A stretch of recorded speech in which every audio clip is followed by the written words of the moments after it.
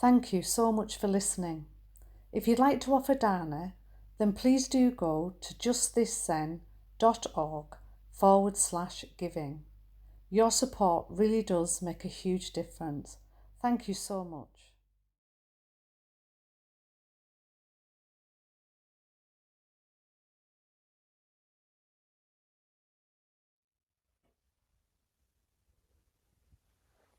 Welcome everybody.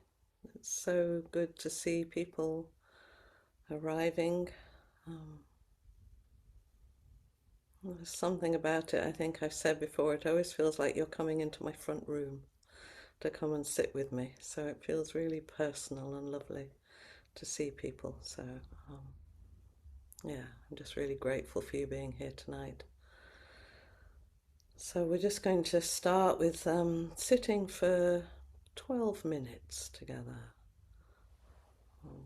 So just let yourself do that thing that you do that signals to your body that you're just going to settle. You're just going to take space and allow a soft and open invitation to the world to come and sit with you, just as we're all sitting with each other.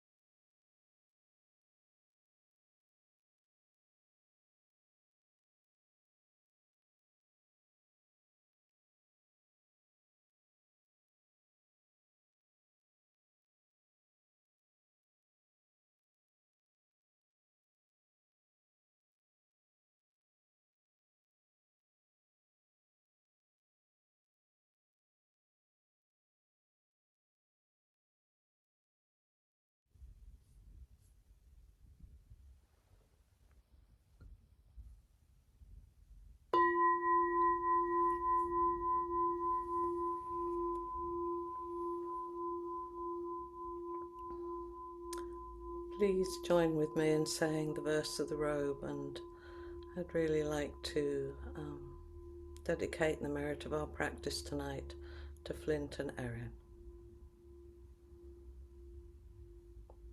Vast is the robe of liberation, a formless field of benefaction. Wearing the universal teaching, I realize the one true nature, thus harmonizing all being. Vast is the robe of liberation, a formless field of benefaction. Wearing the universal teaching, I realize the one true nature, thus harmonizing all being. Vast is the robe of liberation, a formless field of benefaction. Wearing the universal teaching, I realize the one true nature, thus harmonizing all being.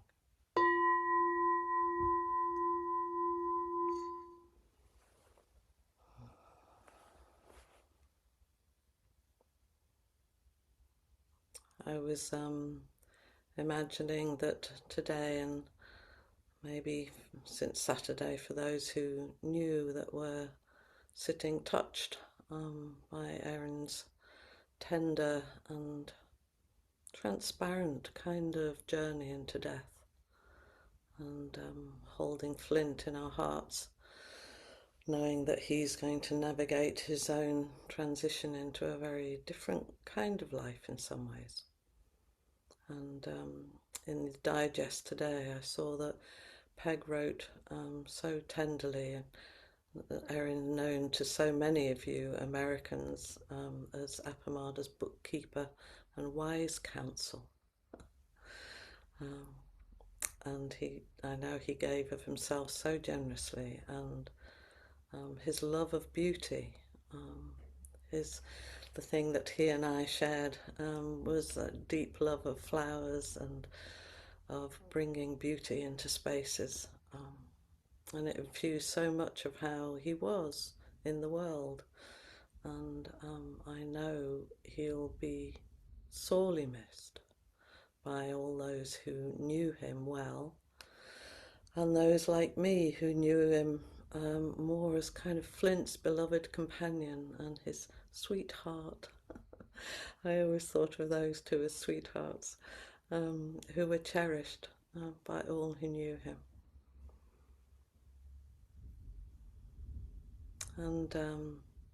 And some of you may have read that he died on the same day as Mary Oliver's, the anniversary of her death, and I know he treasured her words, like so many of us do, and I do and have done for a really long time. And I was just thumbing through a newly given to me book just this evening, so thank you, Jenny. And I found this, and it just spoke to me, so I just wanted to share this because for me this has something of what I experienced in Erin as that kind of quiet, well, he was very funny, but that kind of quiet steadiness and the profundity of the ordinary. It's Praying by Mary Oliver. It doesn't have to be the blue iris. It could be weeds in a vacant lot or a few small stones. Just pay attention. Then patch a few words together and don't try to make them elaborate. This isn't a contest, but the doorway into thanks and a silence in which another voice may speak. A doorway into thanks and a silence in which another voice may speak.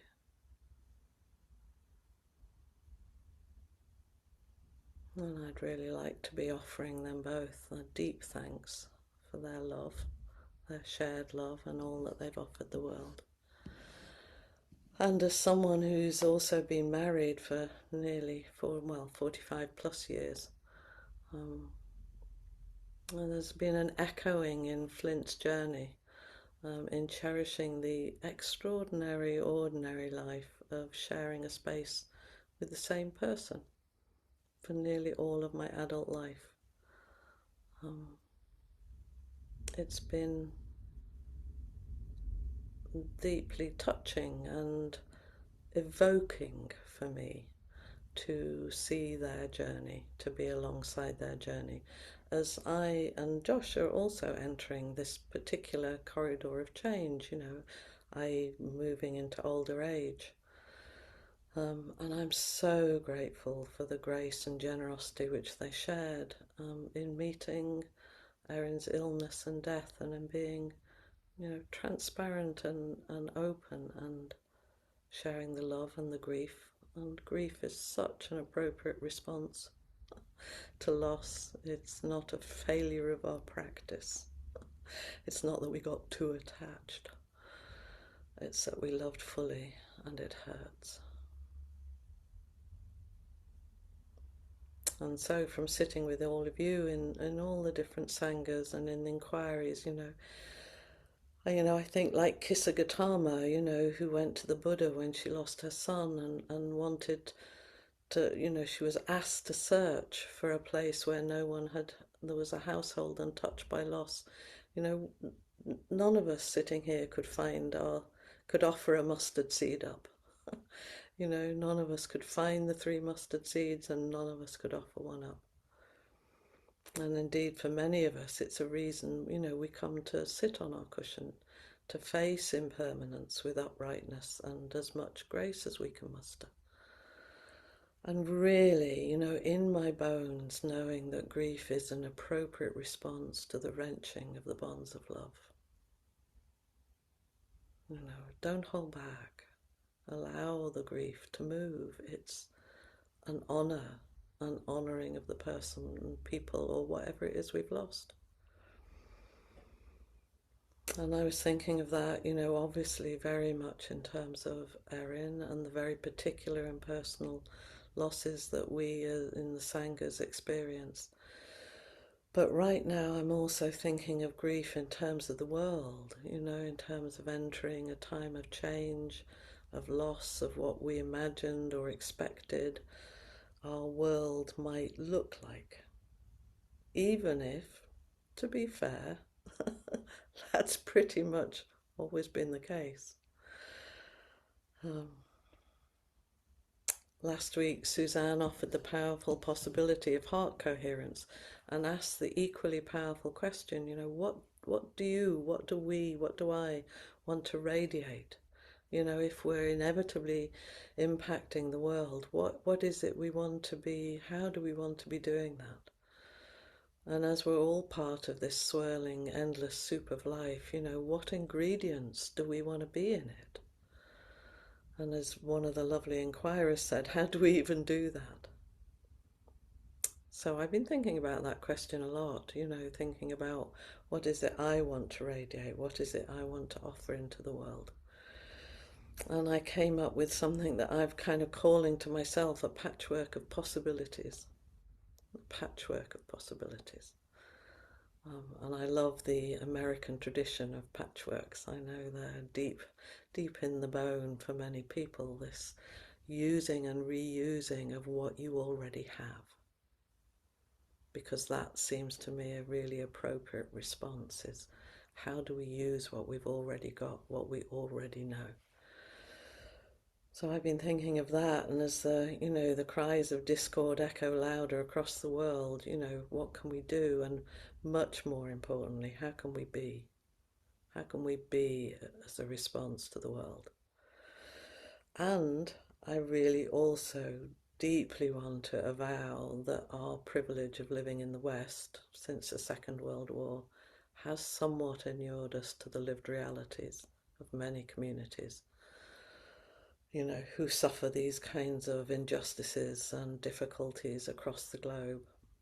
And I personally really don't want to use my privilege to over-center or over-catastrophize. This might be a really big moment for the US and for Europe, but for many cultures and communities within the US and Europe, their worlds have always been ended and ending and under threat. So we're not unique. This is not unique, though it is unique maybe to us. It's particular. So I ask myself, how do we lean into our shared practice, our vows, our care for each other, our Sangha, Buddha, Dharma, Sangha, Buddha, Dharma, Sangha, to find ways of being steadfast in the current storm. And in thinking about this, it might come as no surprise to you. In times of trial in my life, I've resourced myself has often been through others' words. I lean into other people's writing and poetry, into fiction. There's been ways in which that's been deeply supportive for me. So I'd also like to share this metta offering from Jack Kornfield, which he offered recently. Or maybe you can join with me. May the vulnerable be guarded with love. I'll say it again so you can join with me. May the vulnerable be guarded with love. May the powerful awaken to wisdom. May the powerful awaken to wisdom. May the earth and its being be cherished. May the earth and its being be cherished. May peace take root in every direction. May peace take root in every direction.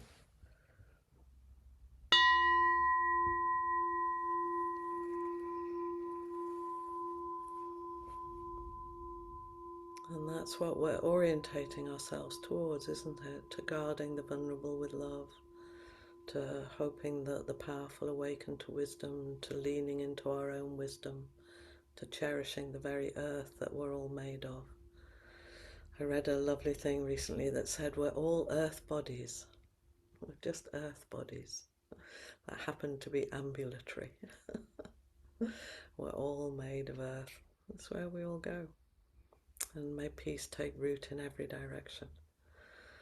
And as Suzanne mentioned last week, the monks are steadily continuing their long walk for peace, and the crowds are increasingly gathering, and may peace take root in every direction, and the direction it always has to start with is here. Here, this body, this being, this moment. We can't pray for peace with rage in our hearts. We can't offer tenderness to the living earth when we are furious with it. We can't find a way to take care of each other if we're not taking care of ourselves. And all of us have met challenges in our life, as we say in the chant, caught in the self-centered dream. I'd love to know if there's anybody here who's not been caught in the self-centered dream. I'm going to assume we all have. And that we all have resources coming from that suffering and that struggle. Someone said to me today, if the world didn't have suffering in it, I wouldn't know about grace, I wouldn't know about compassion, I wouldn't know about empathy if I hadn't had my own struggles. So for me, it's like a really valuable resource is remembering what serves me, what wholesomely serves me. And where possible, I try and do a bit more of that. I've been reading a lot of poetry. I've been listening to people who I find wise and informative. I've been taking care to have space and time where I can. And then what doesn't serve me? Doom scrolling at 3 a.m. tends not to serve me. I'm trying to do less of that. So yeah, what serves me, do a bit more of that. What doesn't serve me, do a bit less of that. And if we're struggling with our sitting practice because of our levels of distress or distraction, then there is an old Zen proverb that goes something like, if you don't have time to meditate for an hour every day, you should meditate for 2 hours. Well, I don't think many of us are going to be able to do that in the lives that we live in. But we could maybe accumulate 2 hours through lots of 5 minutes, lots of 10 minutes where we just pay attention beautifully and simply to what we're doing. Drink the coffee with care, drink the tea with care. Make sure we actually look in a friend's eyes, take the moment, keep taking the moments to just openly notice whatever is arising and being with that wholly and wholeheartedly. Just that, just this, always, just this. And we may need to pay attention to our capacity for stillness and just keep finding these moments to breathe into and come into our bodies and come into our surroundings and just really take it all in. And I'm just having a look and taking you all in this moment. People who are giving up their time and their energy to be with each other and support each other. And you can keep doing that. And I also know that part of the pressure of these times is the societal pressure towards fear and despair. There's a plan. There's a plan that we should feel fear and despair, and there's a plan that we should feel inadequate and powerless. And to see that we don't have to offer that. We don't have to be the ones who offer that back. We can keep taking care with each other. And as our practice absolutely isn't turning away, we're living in these times. We're here. This is where we are. We aren't anywhere else. We aren't at any other time. We are part of these times. And as such, we're part of the co-creation of these times. What we're radiating, like the monks, walking through the pain and their sore and broken feet, and they keep going with that steady, dignified, compassionate, sharing walk, strong back, soft front. That's what we can offer. We don't have to be doing that on the road, but we can be doing that in our lives. We can be doing that in traffic jams. We can be doing that in queues. We can be doing that with people who irritate us. We can be doing that with people we love. Just keep coming back to the moment. And as yesterday was Martin Luther King Day, I'd also like to quote something from him, because he was in the soup.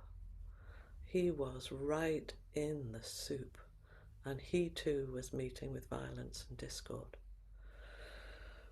And I understand that Dr. King told an audience that if God had let him choose any era in which to live, he would have chosen the one in which he'd landed. Imagine that. Imagine saying, this is my choice. This here, this right now, not any other time. This is my choice. He went on to say, now that's a strange statement to make, because the world is all messed up. The nation is sick. Trouble is in the land. Confusion all around. Well, some years later, nothing new. But I know somehow that only when it's dark enough can you see the stars. Well, it's pretty dark right now. Let's make sure we are the stars. We can see the stars, and we are the shining stars for others to see.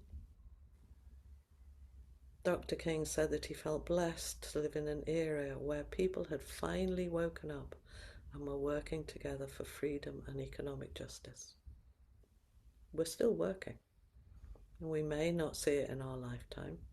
My grandchildren may not see it in their lifetime. But it's a really worthwhile place to be aiming for. And he knew he was in danger as he worked for a racially and economically just America. He said, I don't know what will happen now. We've got some difficult days ahead, but it doesn't matter. Because I've been to the mountaintop, and like anybody, I would like to live a long life. But I'm not concerned about that now. I just want to do God's will. And he's allowed me to go up to the mountain, and I've looked over and I've seen the promised land. I may not get there with you, but I want you to know tonight that we as a people will get to the promised land. I don't know that I know what the promised land is. I really don't. But I do know we can all find a more peaceful way of living for ourselves and a more kind and compassionate way of living with others. There was a recent talk by someone called Charles Eisenhower, which some of you may know. Yeah, he talked about how when everything is going really well, you know, we might have a moment like we got the job because we gave up the job beforehand and we didn't know what we were going to get, or, you know, this relationship walked into our lives, or this thing that I've been longing for to happen suddenly happened, and we can kind of take a moment and go, ah, everything in my life pointed to this moment, you know, like all the causes and conditions allowed this thing to happen. And his invitation was to say, what about this right now? When it's not going so well, when things are difficult, when maybe, you know, difficulty and fear are across the land, or in my life there's difficulty. It's like, can I find a way to see this as a moment I can be grateful for? Same gratitude that I would bring to the loveliness, can I bring it now and think, good, I got to be alive at this moment. That's the blessing. I got to be alive with all of this, with the aliveness of Buddha, Dharma, Sangha, with the aliveness of your practice, with the aliveness of my practice. I got to be part of this. And that touches me deeply. I don't want to be part of some other time. I want to be part of this.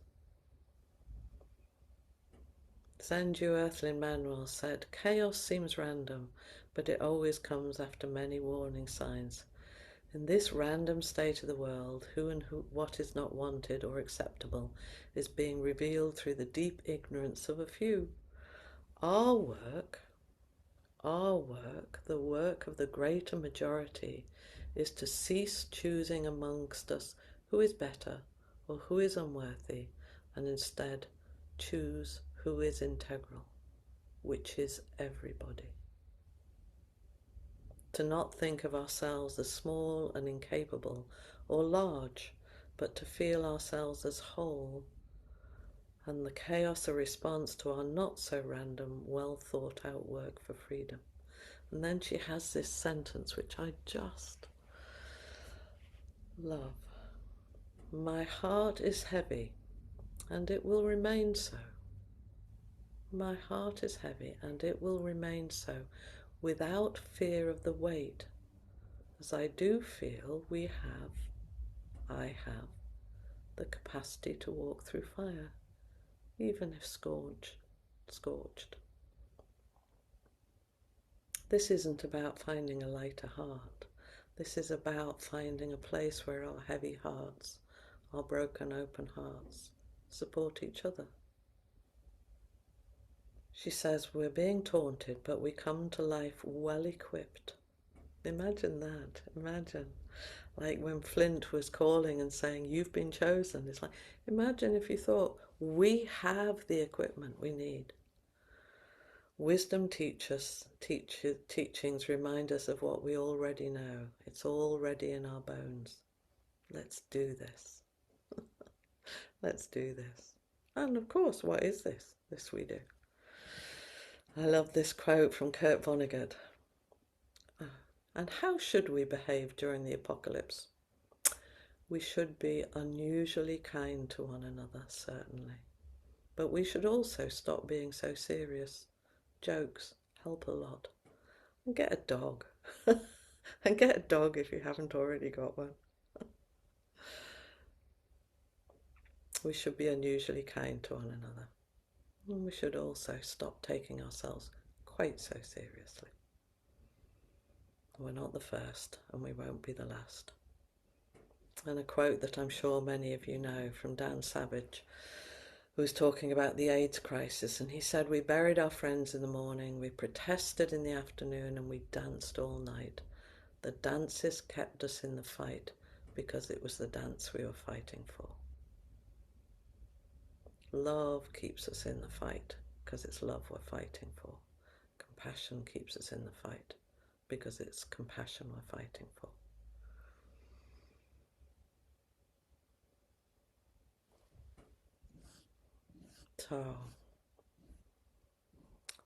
So many wonderful words I want to share. Trying not to. There was just a little bit left from Anne Dillard in The Dewdrop, where she says we are and always have been an embodiment of everything, miniature microcosms of the entire universe and everything in it. I'll read a tiny bit from her. However hypnotized you are and your people are, you will be just as dead in their war, our war. However dead you are, more people will come. However many more people will come, your time and its passions, you yourself and your passions, weigh but equally in the balance of those of any dead who pulled water wheel poles by the Nile, or the yellow rivers, or painted their foreheads black, or starved in the wilderness. Our lives and our deaths must count equally. People look at the sky and at other animals. They make beautiful objects, beautiful sounds, beautiful motions of their bodies, beating drums in lines. They pray, they toss people in peat bogs, they help the sick and injured, they pierce their lips, their noses, their ears. They make the same mistakes. They build, they kill, they preserve, they count, they figure, they boil the pot.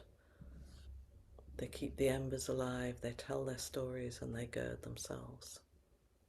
Say you have seen, just say you have seen an ordinary bit of what is real, the infinite fabric of time that eternity shoots through, and time's soft-skinned people working and dying under the slowly shifting stars. Then what? What a great question. Then what?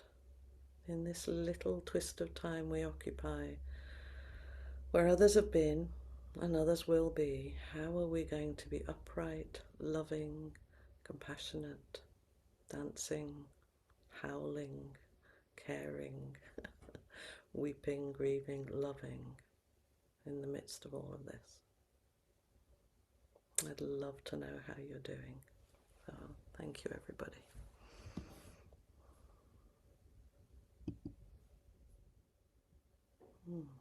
Julia.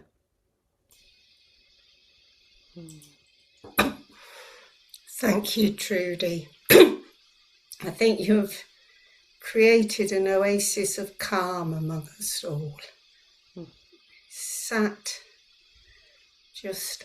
I'm sat at peace at this time that we walk into the room and it feels troubled. I feel you've offered us a way to feel peace inside.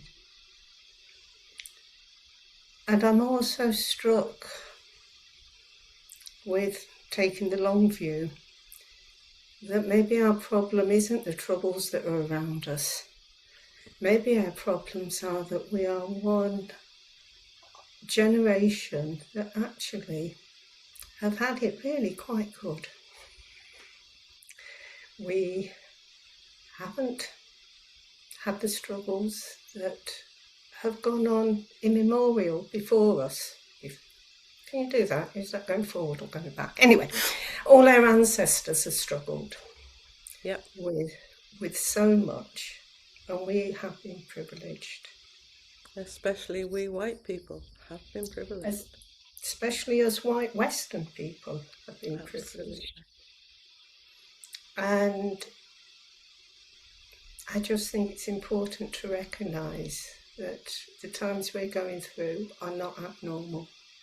They're part of the human struggle. And as you say, we as white people have not recognised our privilege. Yeah. Maybe it's time for us to feel a little bit humble and Just just a little bit.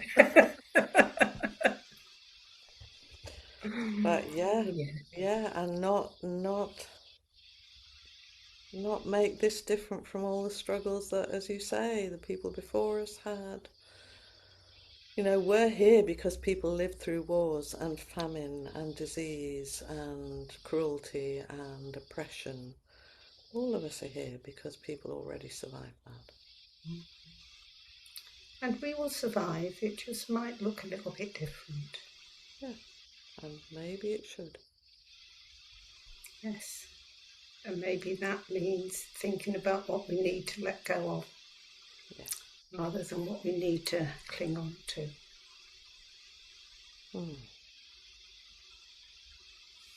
Thank you for that.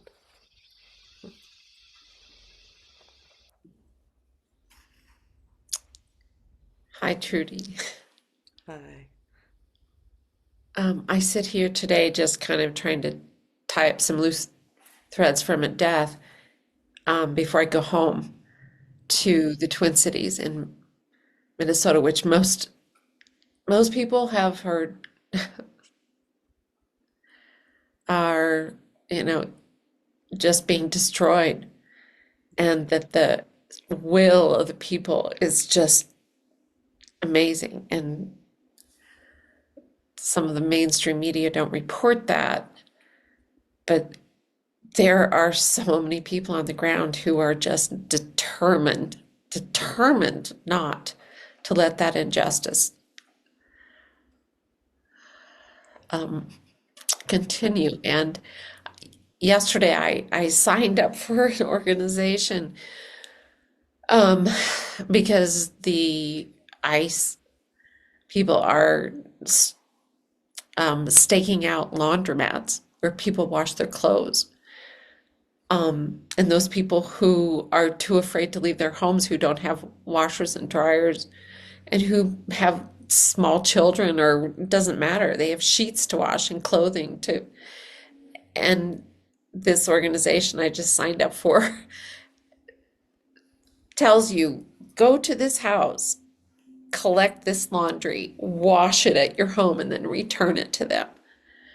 And that is, to me, a tiny, tiny little thing that I, as a human being, can do It's to, so not tiny. Please don't think of it as tiny, because those moments of caring are what carry people through. The fact that someone cares about a complete stranger enough to keep them clean, or to want their children clean, or to have clean clothes to go to work if they dare, it's like that's the thread that will keep people alive. yeah, All those threads that are being woven in, I watch it. I'm a bit of a, scroller. I see the singing and the places where the food is being collected and the whistles and the taking kids to school, and, I see a community in action. And it's beautiful and scary that it has to be happening in your own country. and I love so much these people who I haven't known for very long, who are delivering that food and who are driving people to the doctor and doing all of those things. It's just amazing. It's just amazing how these people are coming together and saying, I don't care. I don't care about the danger. Yeah, I'm not intimidated. yeah. Or even if I'm intimidated and I'm bricking it, I'm doing it. Yes, exactly. Yes. Because it matters. It really, those are the threads that hold communities together. Yes. Caring for people you don't know. Yeah. And courage really, really is easy to find. Yeah. It just bubbles up from seeing others. And we are privileged.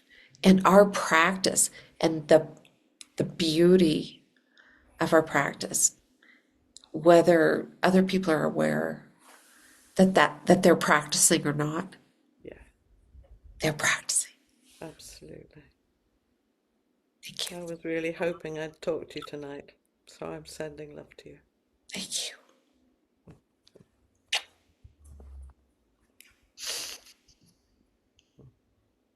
I think Ed's raised his own hand.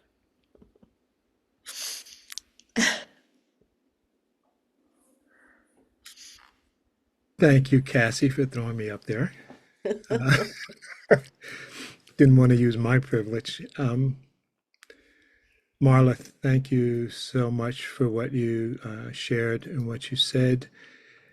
And Trudy, whew, what an abundance of riches. You know, the phrase I think normally is that we have an embarrassment of riches, but this is a huge abundance of riches today from your talk and your perspective and your sharing. And the thing that has brought me to tears, to bafflement, to anger are people and people's behavior. But the thing that also holds hope and provides joy and is a buffet against despair are people. You know, people like Marla doing what she's doing. And I'm glad you said it is a monstrously huge thing to go do laundry for someone, you know, or to bring them a sandwich. You know, those are the things that will get us through this because it's people that have gotten it wrong, it's people that are going to get it right. And with every grief, I know you made a statement about it earlier. The thing with grief, I mean, the larger and deeper the love, the more and deeper the grief can be. You know, it's almost an algorithmic type of a thing. But what I'm coming to see and to experience is that with every grief, there is a grace of healing. Yeah. Embedded in that grief, there is healing. And that is a grace within that. And that too is a balance of the equation and the depth of what we experience as love.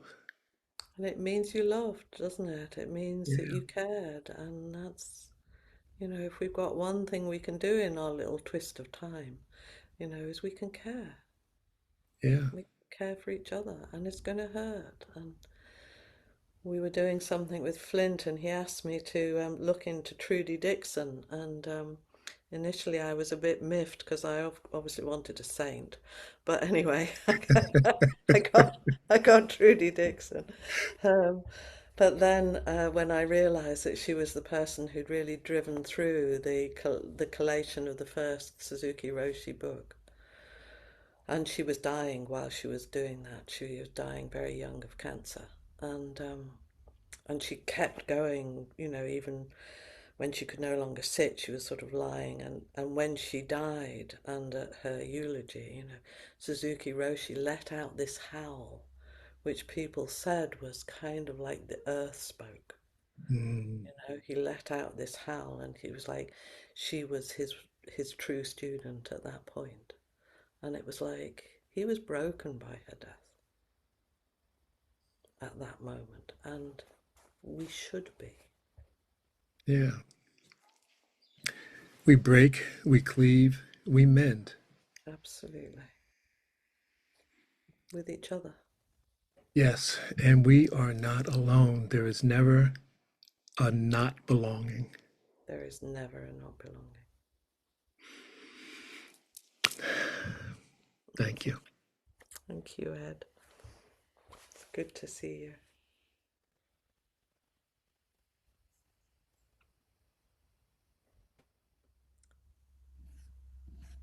If there's nobody putting up their hands, I'd like to just maybe, I don't want to stop someone coming forward, but there was a poem by a wonderful writer called Joseph Fasano, called Instructions for Having a Soul. Take it out in the rain sometimes. It has vast, invisible wings that gather dirt and need rinsing. When it tries to kill you, that is because you've forgotten to let it look in someone's eyes for longer than a minute. It needs that the way a bee needs nectar in the early morning dew.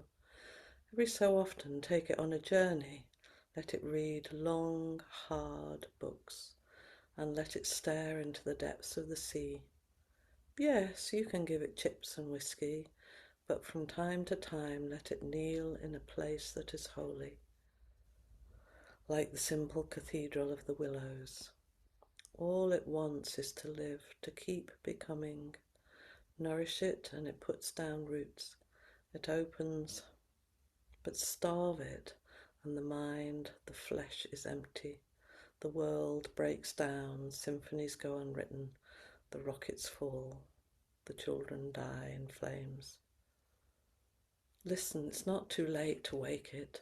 Say the names of the wild, the forgotten things: bluebird, red wolf, robin, violet, child, clover.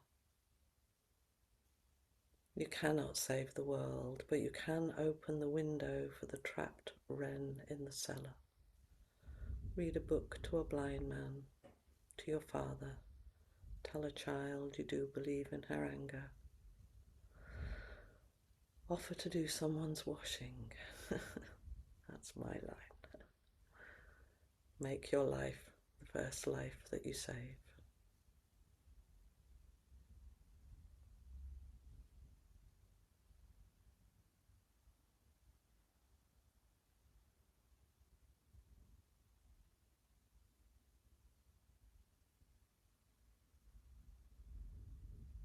Lynn.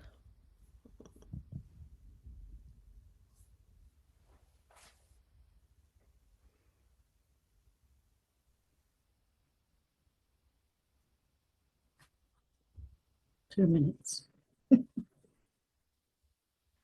enough.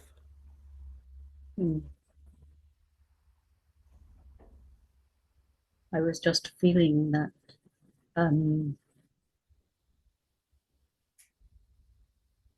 what my body would like to do, which would be to be in a room with all of you. And I was thinking about the Irish word keening, where we all stand and wail together. And I was kind of feeling that sense of wanting to both wail and feel the embodiment of all of us together, and then move the wailing into dancing. Because it feels as if the beauty and the anguish of being human is always together. Absolutely. And we can only do this together, can't we? I've been having a song from my old Wiccan practice, you know, old and strong, she goes on and on. You can't kill the spirit. She's like a mountain. And I was just thinking that's where we are. You can't kill the spirit. No. And I can feel it so much in the person who's come up and in you and in everybody who's sitting. And and thank you. Thank you. Be a friend and teacher. Thank you.